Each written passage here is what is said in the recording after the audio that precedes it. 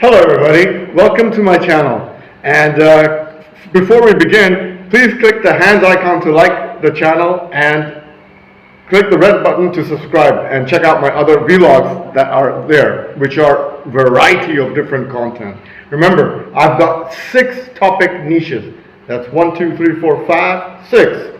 And maybe I got a 7th one right now. So before we continue, today's topic is something so serious that it takes EI, emotional intelligence, to analyze this kind of personality within every one of us.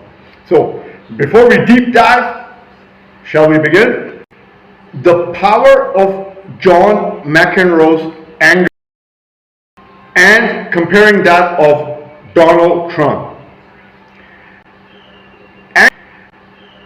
Anger can be a potent tool in various aspects of life. From sports, as you know, when we saw John McEnroe play, every time the tennis ball went outside the court, we saw how many times he used to yell, "Yo, Empire, that's inside the court." And then the linesman would check, whether he's playing at the New York Open or the Wimbledon or Paris Open. So he would literally shout at the Empire. And sometimes he would get in and the ball would be in if they checked. Before, they didn't have that technology of the third umpire being the computer. So from that point of view, and in case of Mr. Donald Trump, regarding politics, now in politics you can't have a prime minister or a president who's so quiet and he's so humble, who doesn't even say anything, and he just keeps to himself. You see what I'm saying? You got to be out and about and in your face and then speak in front of the podium in front of 1 million people and stand out. So that's what I mean. So these are the things that I'm going to talk about today, and where a lot of the world leaders do not see this quality or skill set within themselves versus John McEnroe and Mr. Donald Trump. So let's explore how anger can be an effective in public life using John McEnroe's on the court outbursts and exploding over the empire, and Donald Trump's aggressive speeches, for example. You see, if you go back to the elections caucuses of the United States, there was the Democrats and then there's the Republicans, and Donald Trump was very outspoken. So if you take a normal politician, they're not gonna make a big deal. They're just gonna read from the teleprompter and then just give the speech. When they're done, okay, thank you very much, and please vote for me, and blah blah blah, and that's it. But when your heart, you see, everybody has a heart. I have a heart. I bet you have a heart. I bet your girlfriend has a heart. So, and she loves you, I'm just saying that. But, so when you speak a public speech using your brain and your heart, it comes out 2,000 times more powerful than somebody just reading from a script. You see what I'm saying? That's what I'm at. And that is the beauty of relaying communication to the people versus the leader. Otherwise, the message is lost. See, there are a lot of leaders in this world who keep quiet.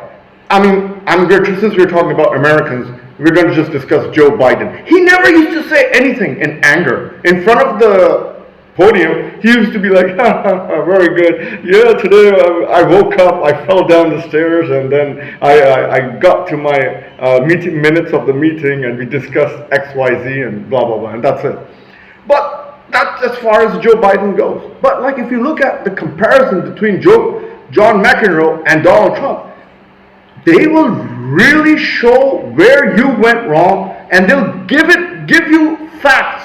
If the ball didn't land inside the court, or if the ball landed outside the court, or if the ball landed on the line. This is the quality of with your heart, because you are talking to people from your brain plus your heart, and you are feeling emotions, and that's why you're shouting, and that's the point.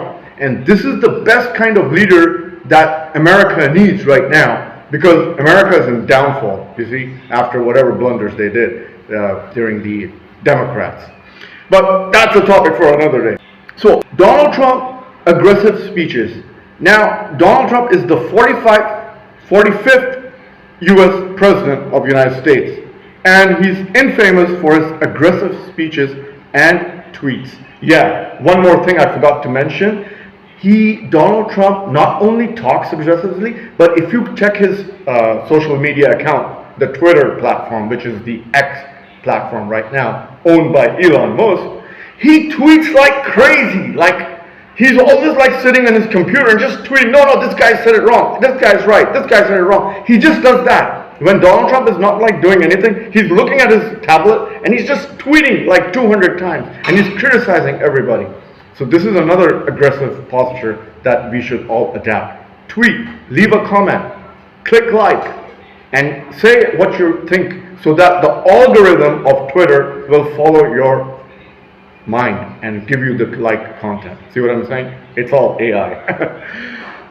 Now, Trump's anger and assertiveness have been key aspects of his public persona. See, that's the thing. That's the beauty. Now, and I knew that there were some fellow, let's just say, Indians. I'm not going to say what their ethnic background is, because I'm just going to say that. And the thing is that I asked them, who will you vote for?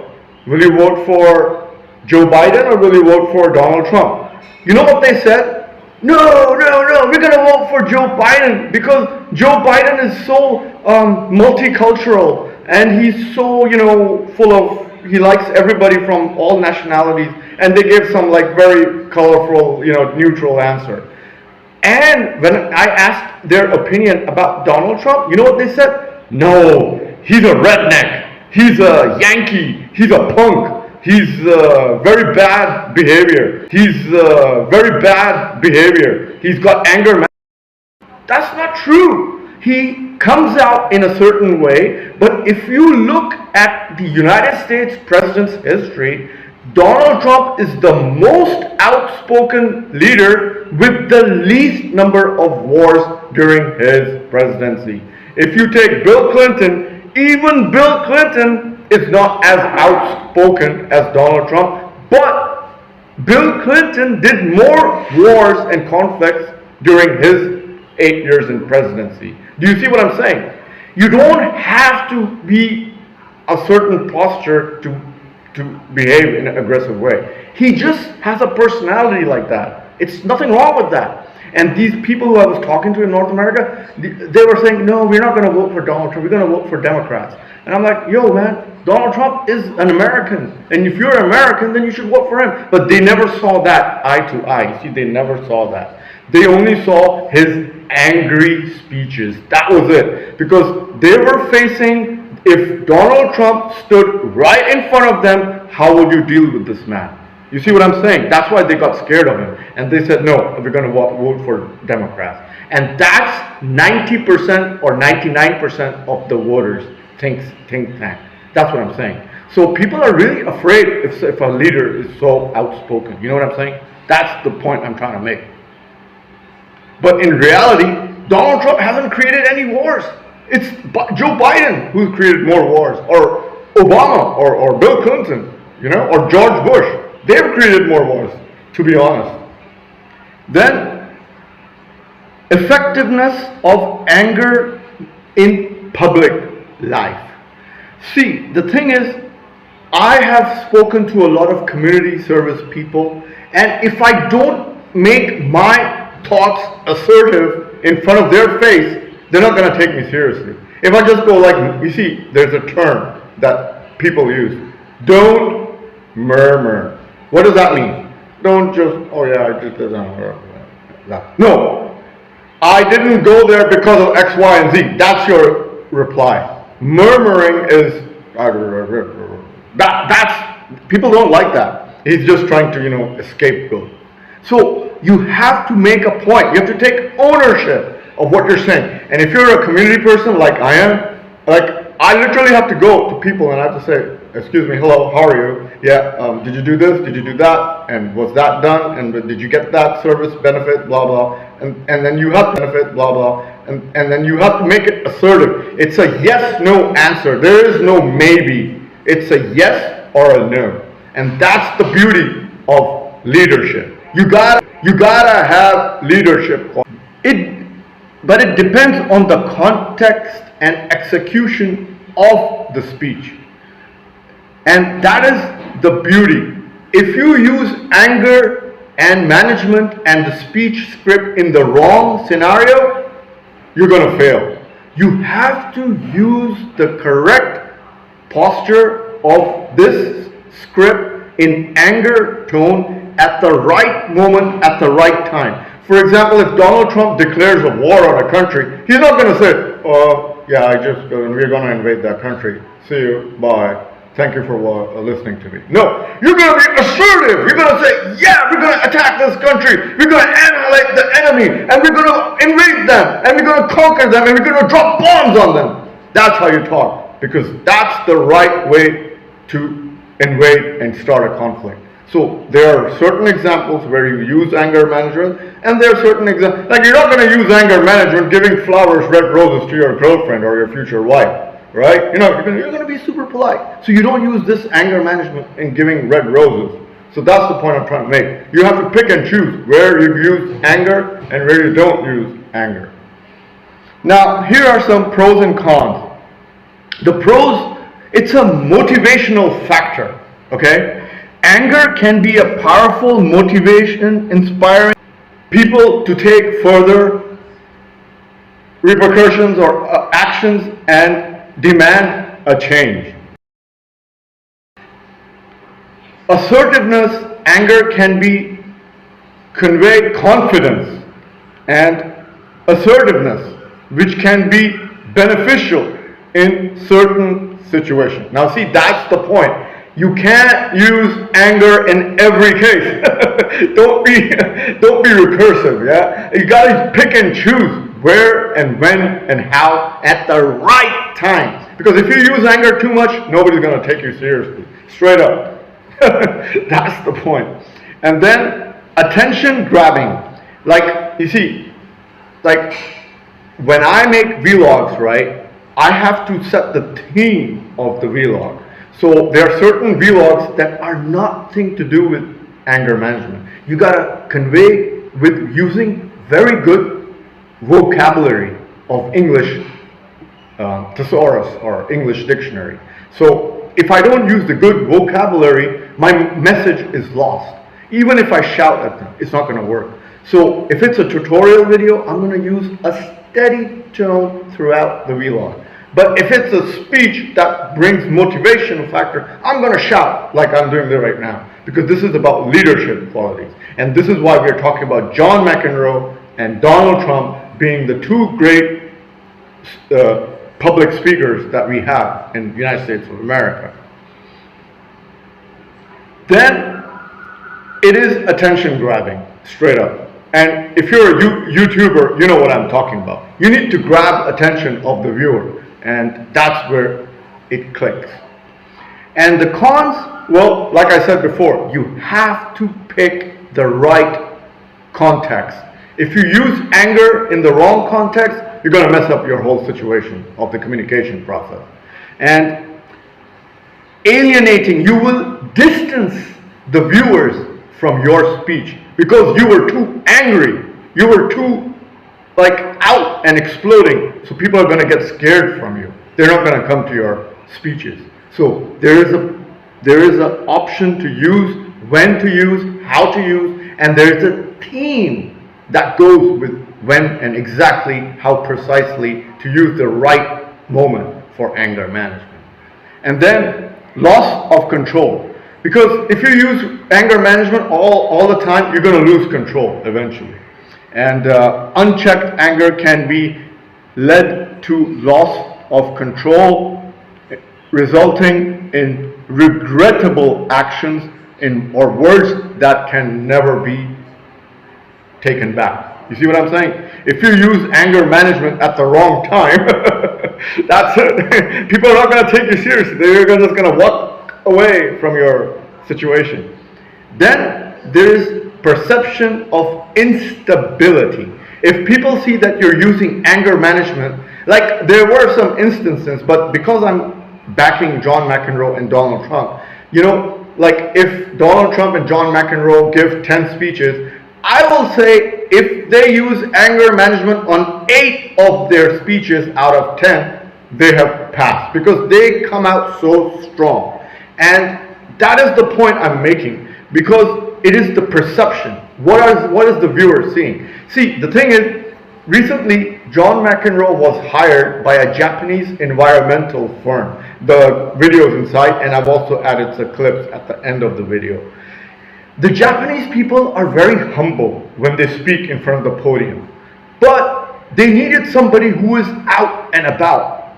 What did they do? They hired John McEnroe, and he relayed their message perfectly, because you need a strong motivational speaker. And I'm not going to talk about environment, but the message was our ozone layer is deteriorating. We need donors. Can you please give us more money? So John McEnroe did an awesome job in portraying this situation to the podium, and he came out on top. And that is the reason why I made this vlog related to giving credit to Mr. Donald Trump.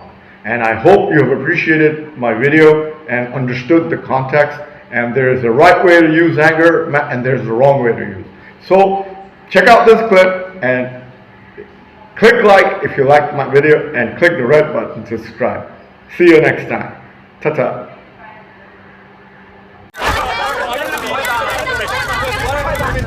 ありがとうございます。ご紹介いただきました東レの代表取締役社長大谷です。彼は本日通訳をしてくれるジョン・マッケンローです。 Yeah, that's right. It's me, Johnny Mac. I'm your official translator. You might not know Torre, but you should. 東レは有機合成化学、高分子化学、バイオテクノロジー、ナノテクノロジーをコア技術に持ったグローバルな素材メーカーです。 They're behind new tech that makes airplanes lighter, water cleaner, and yes, pickleball paddles better. This is no tennis, but it's okay, I guess. 私たちは100年近くにわたって事業を展開してきましたが、今日は改めて非常に重要なメッセージを皆様に共有するために参りました。 They've been changing the world for a century, but too humble to brag about it, so they brought me in to do it. 現在、私たちは気候危機の真っ只中にいますが、現状対応は追いついていません。 You think we're winning the war on climate change? You cannot be serious! You can't be serious! Okay, meltdown's over. Hey, okay, all right. これまで私たちは太陽光や風力などの再生エネルギーの活用やモビリティなどの温室ガス排出の削減に取り組んできました。しかしそれだけでは十分ではないのです。 Look, we've made progress. Solar, wind. Torre's making wind turbines and aircraft more energy efficient. Awesome, right? Wrong. 長年にわたる課題への取り組みを通じて東レがたどり着いた結論を皆様と共有したいのです。それは水素です。 Okay, so here's the punchline. Hydrogen, baby! Hydrogen! I know what you're thinking. Hydrogen's too pricey, too complicated. Lots of people thought that too. 今日では私たちの技術革新により水素のエネルギーへの活用は実現しつつあります。水素は安全で効果的な解決策となってきているのです。 Hey, you remember 81 McEnroe? This guy knows what I'm talking about. I lost my baby fat, and I proved everyone wrong that year. Well, that's Torre right now. Not sure they had to lose baby fat, but they're proving haters wrong about hydrogen. 水素は再生可能エネルギーを利用して自らも作ることができ、貯蔵もできます。さらに電気を作ったり、製鉄や化学反応など様々な用途で使えます。 This is a grand slam solution, folks. It can do all kinds of stuff that solar and wind cannot help us with. That's where hydrogen steps in. It's the perfect doubles partner. And no carbon emissions. No side effects. Smooth. Like Roger. ただし、水素社会の実現には社会インフレやコストの面でまだまだ大きな課題があります。 But here's the kicker. They can't tackle this alone. They need teammates who are ready to step on the court and swing for the fences. Oh, wait. That's baseball. It doesn't matter.